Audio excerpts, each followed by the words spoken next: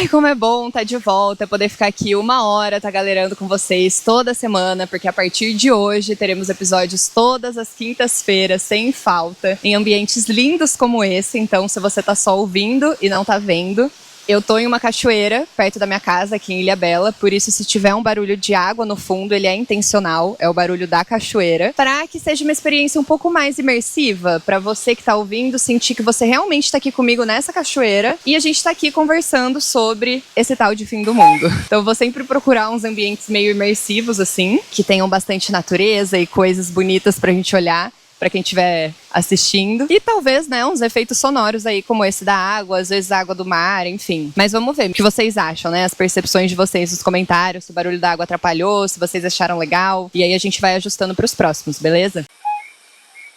Antes da gente entrar no assunto de hoje, esse episódio, pra gente conversar sobre esse tal de fim do mundo, que já é um assunto que eu tô assim, ó, entalada há muito tempo pra falar, então vai ser um papo muito babadeiro. Eu trouxe muitas reflexões aqui, muitas referências. Só que eu acho que é importante dar uma contextualizada do que é o podcast Ecolibro pra quem tá chegando agora, ou até mesmo pra quem já ouviu os 9 episódios, quem já tava acompanhando no começo do ano passado, quando eu comecei a postar. Por que eu tive que fazer essa pausa? Porque eu tô retomando agora, né? O podcast Ecolibro, ele surge dessa minha vontade de criar uma conexão maior com quem me acompanha. Eu sinto que por outras redes, né, sem ser esse formato mais longo, de meia hora, 1 hora de conversa e reflexão, a gente acaba não conseguindo aprofundar tantos assuntos, né? Então, muitos dos conteúdos que eu vinha trazendo até então, eu não consegui explorar muito o lado sentimental das coisas, né? E trazer uma reflexão um pouco mais completa e não só, tipo, esse conceito significa isso, olha esse dado, isso vai causar isso e a gente precisa se engajar. Mas sim como eu tô me sentindo frente a isso, para que você que tá ouvindo não se sinta tão sozinho por perceber o caos que o mundo se encontra, né? Por conseguir enxergar a urgência da mudança do clima e como a gente precisa realmente fazer alguma coisa nesse cenário de sexta extinção em massa que a gente tá vivendo. Então, são temas e coisas muito pesadas da gente assimilar, e eu acho que é importante ter esses espaços meio de acolhimento até, sabe? E por isso eu quero que seja um ambiente de muitas trocas. Então, se você se sentir confortável de sempre comentar aí o que você achou, ideias, trazer outras reflexões, complementos, enfim, sua opinião, sabe? Super aberto. Não tô aqui pra ser nenhuma dona da verdade.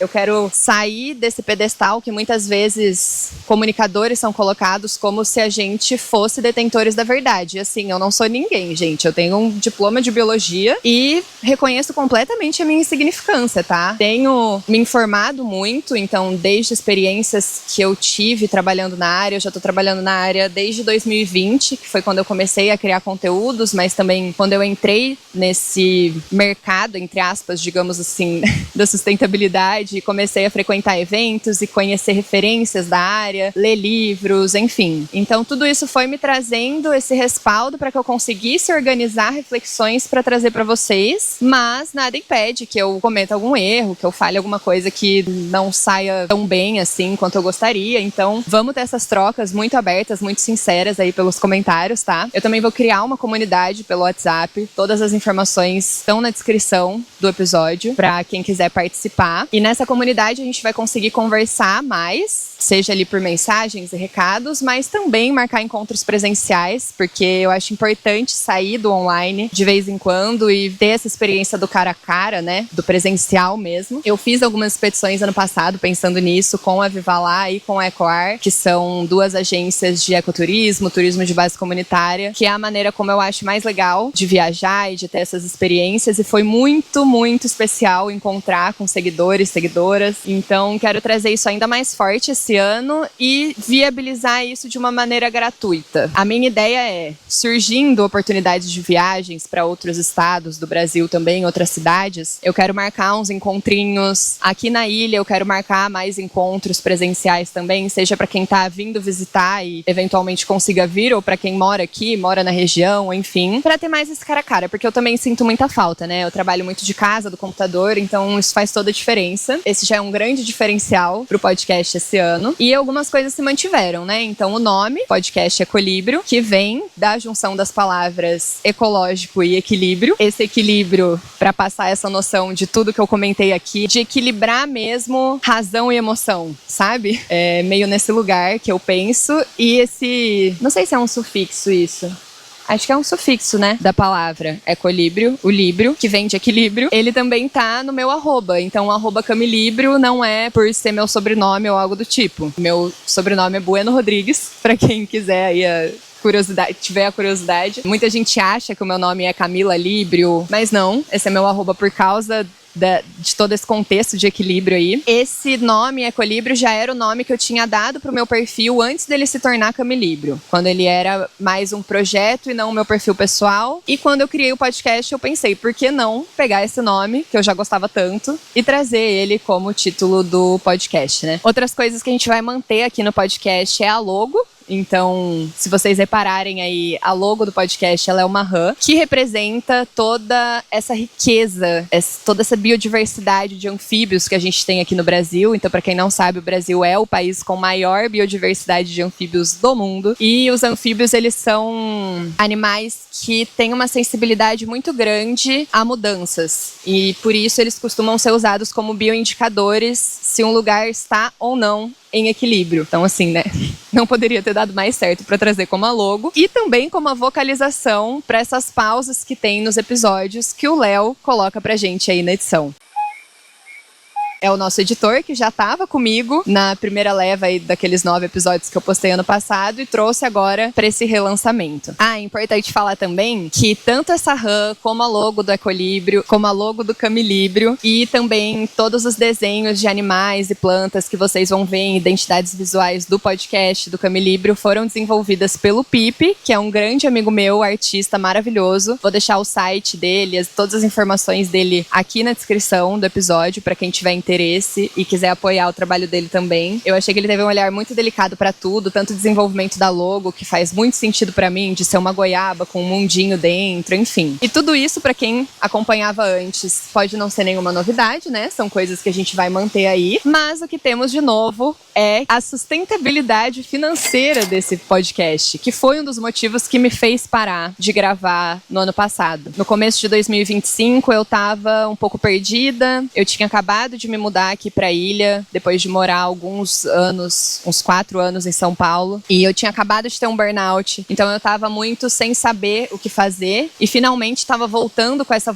vontade mesmo de criar, sabe? Voltando com esse lado mais criativo mesmo, né? Que acaba se perdendo quando a gente tem um burnout. Então, quem já passou por isso provavelmente deve entender um pouco do que eu tô falando. E foi muito bom pra mim ter produzido esses 9 episódios, porque isso me deu, de certa forma, um portfólio pra eu usar em editais, dos quais eu me inscrevi, pra conseguir verba pra manter isso aqui acontecendo, pra que eu não precisasse depender de empresas o tempo inteiro, né? Então, ficar pedindo toda hora patrocínio, ter que ficar o tempo inteiro aqui trazendo publis, o que eu também acho que às vezes fica um pouco incoerente, dependendo também da pauta do que a gente está falando, né? E dependendo da empresa não, porque eu nunca fecho com empresas que não estejam alinhadas com o propósito daquilo que eu defendo, que eu acredito.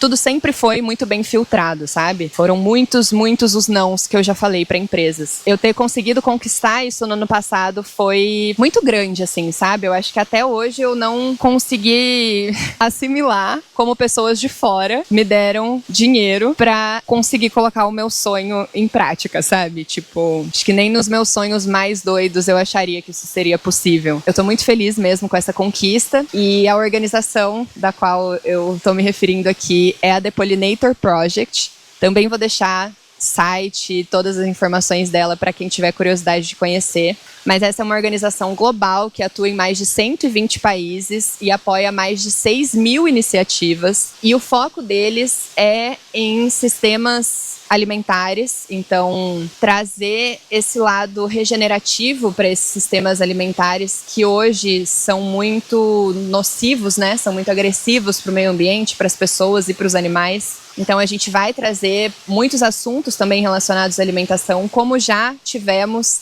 na leva passada de episódios. É um assunto que eu gosto muito de falar sobre. E a The Pollinator Project, ela fornece esses seed grants, que são esses dólares que eu recebi para que a nossa sociedade, de maneira global até, não só pensando a nível Brasil, mas global mesmo, consiga ter em retorno, como retorno, né? Então, o retorno desse financiamento não é o dinheiro, mas sim impacto social, fortalecimento de comunidades. E é justamente isso que eu quero fazer aqui. Então, quanto mais vocês participarem, engajarem, enfim, mais certo vai dar e mais a gente vai mostrar o quanto isso é valioso. Então, por isso eu peço, se você puder compartilhar aí nas redes, né, o podcast, vai ajudar bastante para também trazer nos relatórios de métricas depois para eles e a gente conseguir continuar gravando aqui, mas essa verba que eu consegui já me possibilitou comprar a GoPro, que é a câmera que eu tô usando para gravar aqui hoje, eu vou usar para gravar os próximos episódios, que é uma câmera muito mais compacta, que a bateria dura muito mais e que me permite gravar em espaços abertos como esse, fazer trilhas,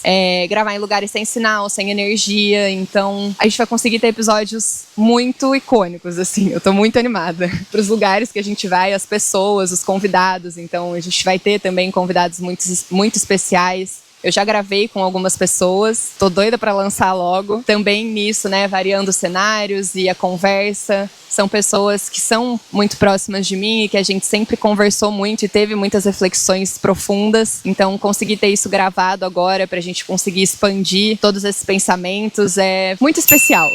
Então, queria deixar aqui o meu muito obrigada à The Pollinator Project por possibilitar tudo isso. E vamos, então, pro tema desse episódio, né?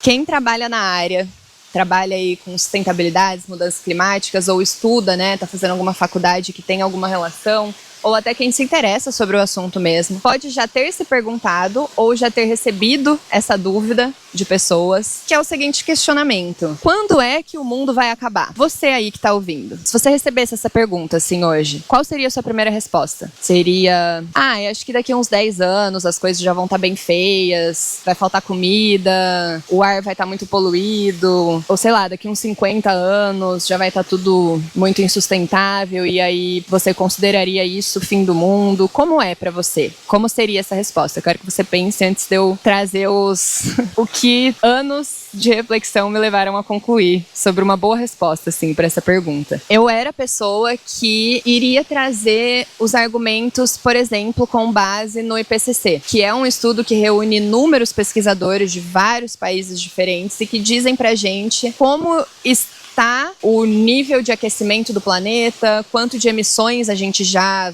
liberou na atmosfera, né? Quais são os possíveis cenários que a gente vai enfrentar, dependendo de como políticas públicas forem feitas, decisões forem tomadas, né? Então tem cenários mais catastróficos e tem cenários mais otimistas e tudo isso, a concretização desses cenários vai depender de como as pessoas vão agir frente a esse problema, frente a essa que é a maior ameaça que a humanidade já enfrentou, que é a mudança do clima. Mas hoje, eu acho que eu responderia primeiro com uma outra pergunta, que é: de que mundo a gente está falando? E para quem a gente está perguntando? Se a gente perguntar para uma comunidade que vivia, uma população que vivia em uma ilha, que o nível do mar subiu tanto, que todas essas pessoas tiveram que se mudar, o que fez delas refugiadas climáticas, que é esse termo que muitas vezes até reduz a diversidade de povos e de culturas e de pessoas que estão tendo que sair de onde elas pertencem, de onde elas cresceram, de onde elas criaram raízes, de onde elas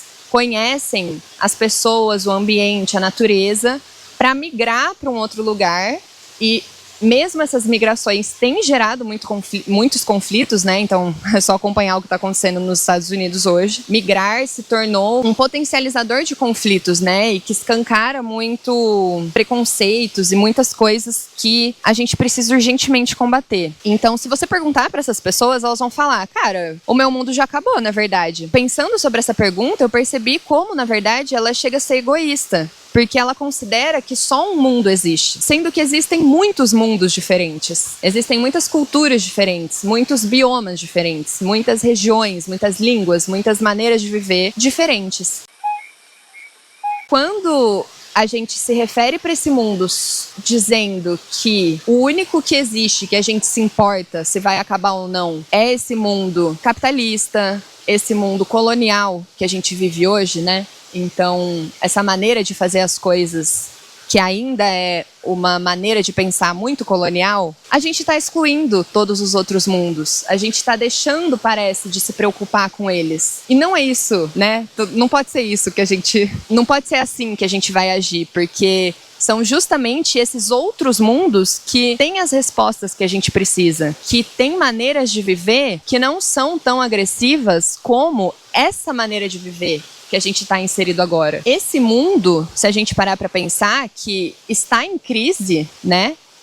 Não tem como falar que o capitalismo deu certo, porque quais seriam os exemplos de sucesso mesmo? Onde você fala, tipo, nesse lugar, esse sistema capitalista, neoliberal, colonial, foi realmente efetivo, galera tá feliz, tá saudável e tal. Qual é o maior exemplo de capitalismo que a gente tem hoje, né? De país, tem essa coisa muito forte, assim, de exploração da natureza e tudo mais. Estados Unidos, né? Ao meu ver, não deu muito certo. Não é nem isso que eu almejo.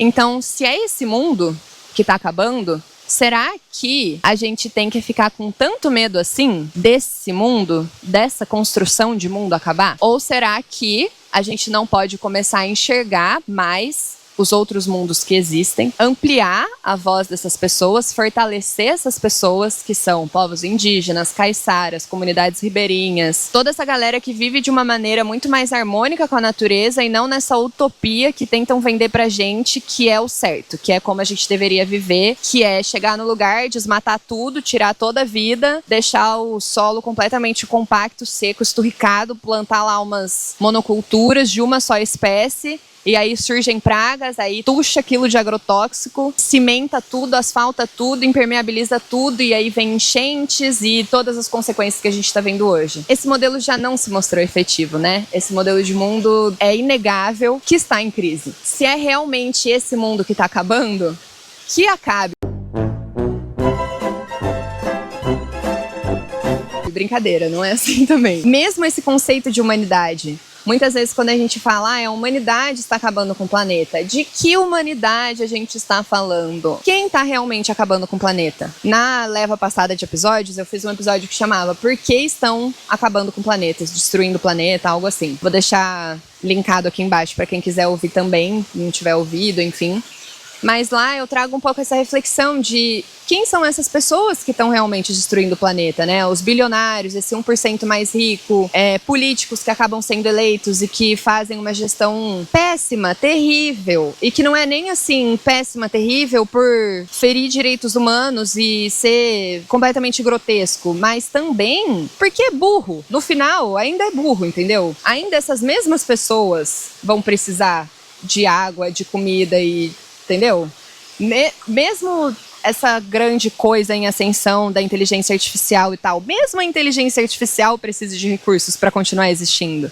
E se a gente não encontrar uma maneira de fazer isso de forma sustentável, nem mesmo esse mundo deles vai sustentar. É aí que tá. Está colapsando porque o que a gente tem como sistema vigente hoje, né, como a maneira que grande parte das pessoas do planeta vivem hoje e tem como ideia de mundo, tá em crise. E por estar em crise, dá essa impressão de que o mundo tá acabando. Só que existem outros mundos e tem muitos desses mundos que muita gente já percebeu que precisam ser fortalecidos, e é esse o caminho que a gente precisa seguir para que esses mundos diferentes não deixem de existir e a gente consiga encontrar uma maneira de viver que esteja mais alinhada, que esteja em maior harmonia com a natureza e que tenha uma coexistência saudável com seres não humanos, né? Então, muitas vezes a gente fala também de comunidades e das pessoas e acaba esquecendo até de toda essa vida. E toda essa vida de não humanos não é nem só mamíferos que a gente acaba pensando, assim, né? Animais grandes, tipo onças e tatus e coisas que a gente quer proteger, e até aves, né? Araras, papagaios, enfim. Também são árvores nativas, espécies nativas, plantas que muitas vezes a ciência tradicional ainda nem conseguiu descrever e que comunidades, povos tradicionais, originários, eles têm muito mais conhecimento sobre. Então, como construir um mundo em que as pessoas que vivem nesse modelo hoje, né, nessa forma colonial de viver, como a gente consegue fazer essa transição para construir um novo mundo, né? Considerando que esse está em crise, está colapsando. Meio que a gente não tem outra saída, né? Então, por que não olhar isso de uma maneira de oportunidade mesmo? Se esse mundo não se sustenta, que bom, de certa forma, que ele está em colapso, para a gente perceber que não é mais essa maneira de existir. E é por isso que a oposição tem tanta resistência também quanto a isso, né? De não querer nem acreditar que está acabando, porque aí eles vão ter que admitir que a maneira como esse sistema e tudo isso funciona, não tem como.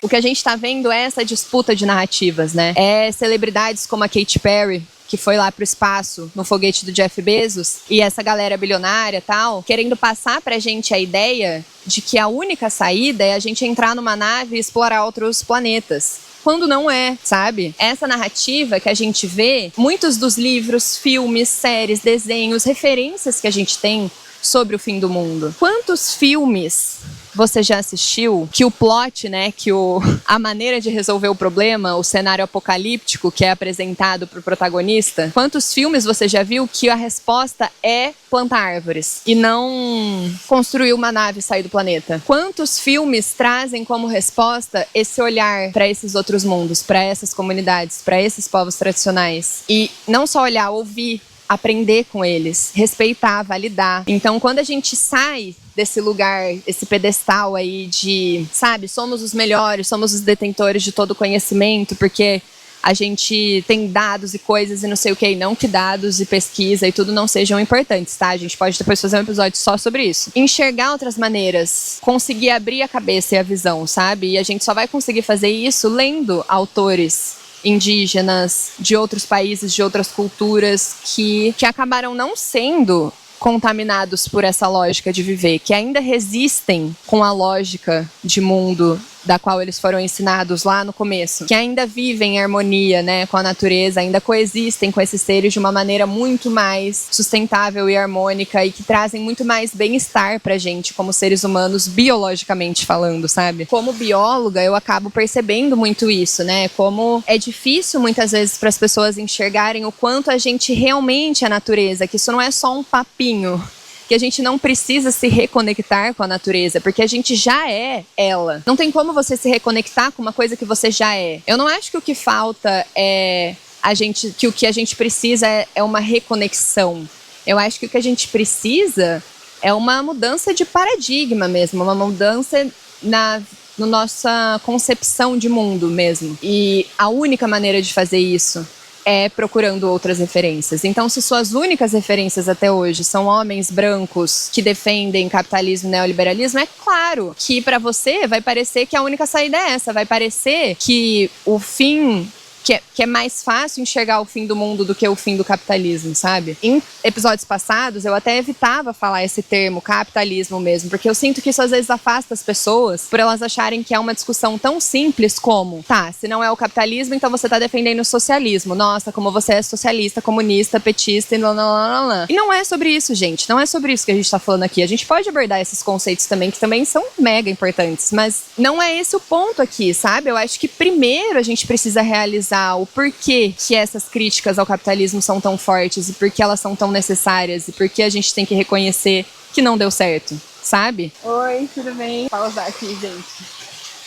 Eu tive que pausar aqui, que chegaram umas pessoas na cachoeira, mas elas já foram para um outro lado aqui, então vamos lá. Recentemente eu assisti o filme do Lobo de Wall Street, que é aquele com o Leonardo DiCaprio. Ele me fez ter essa realização de como você ser bem-sucedido nesse sistema hoje, para você ser bem-sucedido, você precisa aceitar todas essas coisas, né? Todas essas relações de abuso, de poder, exploração das pessoas, sabe? Do ambiente e tudo mais, e como isso faz mal até para quem está ali muito bem sucedido, tanto que muitas dessas pessoas que são muito ricas acabam tendo muitos problemas, né, com drogas, com muitas coisas, por realmente não conseguir lidar com tudo isso, porque não é nem um sucesso bom, entendeu? Nem o cenário em que deu certo me parece atrativo e bom. Então, pra que eu vou querer isso? Pra que eu vou almejar isso, sabe? É claro que a gente precisa ter sustentabilidade financeira e a gente precisa conseguir pagar nossas contas, porque hoje tudo é pago. Tentar fazer isso, encontrar maneiras de achar o seu papel nisso tudo, né? Então, será que você consegue trabalhar em uma área que contribua? Se você já trabalha, como você está contribuindo? Qual é o seu papel nisso, né? Tentar levar uma vida mais alinhada com o que você defende, com o que você acredita, eu acho que é um conselho muito bom para quem tem esse medo do fim do mundo. Você tentar encontrar outras coisas que te deem a força para enxergar que sim, existem outras maneiras de viver e que se acabar exatamente esse formato de mundo que a gente está inserido hoje, existem outras alternativas e que são muito mais legais. Então, por que a gente não caminhar para elas? Porque a gente não abrir esse caminho rumo a isso, né? Que é o bem-estar de todos. Enfim, dá para listar inúmeros filmes aqui de apocalipse, de cenários assim, em que parece que a solução é tecnologia, sabe? É você ter ali tipo, heróis da Marvel, sabe? Você ter por exemplo, Homem de Ferro, você conseguir desenvolver toda uma armadura, não sei o quê, e combater alienígenas, lá. Quando a gente tem já uma crise muito séria acontecendo e que daria para fazer produções muito legais com verdadeiras respostas de como lidar com isso. E eu acho que em grande parte a gente está perdido é por isso, porque mesmo na arte, na cultura, a gente tem pouco dessa referência, né? Para mudar um pouco isso e a gente começar com tudo, essa nova leva de episódios, eu queria indicar alguns livros aqui, começando por um muito, muito, muito especial que eu recebi de uma seguidora, a Mariana Brecht, que é escritora, e ela escreveu esse livro que se chama Foi Acabar Bem na Nossa Vez, e ele é um romance situado nesse contexto de mudanças climáticas. E aí conta o olhar e os sentimentos da protagonista frente a tudo isso, e é um cenário um pouco mais pra frente, então as coisas estão ainda mais feias e caóticas, e sabe? E tá muito alinhado também do que é esperado que aconteça, então eu achei muito bom por isso também. E mostra como é importante a gente fortalecer também esses laços, essas relações, e como a resposta tá nisso, né? Tá em plantar árvores, tá em pertencer, em ter o seu território, em cuidar do seu território, enfim. Eu amei esse livro, eu li ele assim, eu tava lendo... Sabe quando você gosta tanto do livro que você não sabe se você lê rápido, porque você só quer ler rápido e acabar, só que ao mesmo tempo você também não quer que ele acabe, porque você sabe que a primeira vez lendo vai ser a mais especial de todas? Foi isso aqui que eu senti. Eu vou deixar o link, as informações todas aqui embaixo, e eu quero muito marcar uma conversa com a Mariana, então isso ainda vai acontecer, aguardem, pra gente conversar mais sobre isso e sobre trazer essas referências de outros mundos e de outras narrativas sobre o futuro. E aí, pensando em outras narrativas sobre o futuro, é claro que eu não podia deixar de indicar O Futuro Ancestral, do Ailton Krenak, que eu demorei para ler, eu já tinha lido os outros livros dele, né? Ele tem vários livros desses menorzinhos assim, e esse foi o mais recente, e eu amei a maneira como ele aborda isso, dessas outras visões também, né? De enxergar o mundo, críticas, eu achei ele muito mais direto e reto nesse livro aqui do que nos outros. E várias vezes eu até tinha que parar, refletir, para depois continuar lendo, sabe? De tão profunda que é essa reflexão que ele traz, essas palavras, essa mudança de visão. E aí, para fechar, por último, mas definitivamente não menos importante, temos Uma Ecologia Decolonial, do Malcolm Ferdinand, que ele traz um pensar a partir do mundo caribenho. Esse livro aqui, ele foi dado pra mim por uma seguidora que virou minha amiga. Ela ouvia já o podcast, ela ouviu os 9 primeiros episódios, a Ju. E ela levou pra mim em um dos encontros que eu marquei em São Paulo, que a gente foi visitar uma aldeia indígena lá, com a Viva Lá, fazer um turismo de base comunitária e tal. E aí ela me deu esse livro de presente, porque ouvindo os outros episódios, ela já tinha lido esse livro e ela falou, cara, eu acho que vai fazer muita diferença pra você isso daqui, essa obra-prima. E realmente, gente, mudou, assim, totalmente a minha visão de mundo, a minha concepção de história da humanidade, de como a gente vai pensar as coisas, sabe? Do porquê as coisas são assim. Então, enxergar que antes até de falar é tudo culpa do capitalismo, na verdade, é tudo culpa da colonização. E por que isso, né? Esse livro, eu demorei alguns meses pra ler ele, porque ele é um livro denso. Então ele tá todo, escrito Eu deixei até alguns papéis, assim, com resuminho, sabe? Eu tinha que parar, às vezes, dar uma resumida no que foi dito pra eu não esquecer e conseguir continuar lendo. Então ele é um livro denso, mas ao mesmo tempo ele também é bem fluido, sabe? Eu tenho certeza que vai mudar a visão de vocês sobre muita coisa, assim. E vai trazer uma nova perspectiva, sabe? Eu acho que buscar por essas narrativas permitem a gente sonhar mais, ter mais respaldo pra sonhar futuros diferentes, que não sejam necessariamente esse cenário catastrófico de o mundo só vai acabar e pronto, sabe? Tirar um pouco o peso dessa pergunta e fazer a gente perceber como outros mundos não só importam, mas também mostram pra gente o caminho que a gente precisa seguir, sabe? Eu acho que é isso, eu acho que temos o primeiro episódio. Eu tava muito nervosa pra gravar esse retorno, porque quando a gente fica um tempo longe, assim, de gravar, tipo, criadores de conteúdo, assim, né, comunicadores, eu sinto que dá uma enferrujada, sabe? E aí eu tava muito, tipo, demorando, não sei o quê, e sempre surgiam coisas e tiveram muitos imprevistos, então tô muito feliz que saiu e que deu certo. Pros próximos eu quero ainda trazer sempre petições, indicações, então... Fiquem comigo, espero que vocês gostem e se puderem ajudar compartilhando, engajando, agradeço muito também. Não deixe de entrar na comunidade que tá na descrição aqui do episódio e vamos nessa. Eu acho que foi até importante essa pausa, acabou acontecendo, né, por fatores maiores. Foi até importante por isso, para eu voltar agora com uma cabeça diferente e conseguir trazer essa conversa de um outro jeito. É isso, até semana que vem. Beijos e obrigada pela companhia.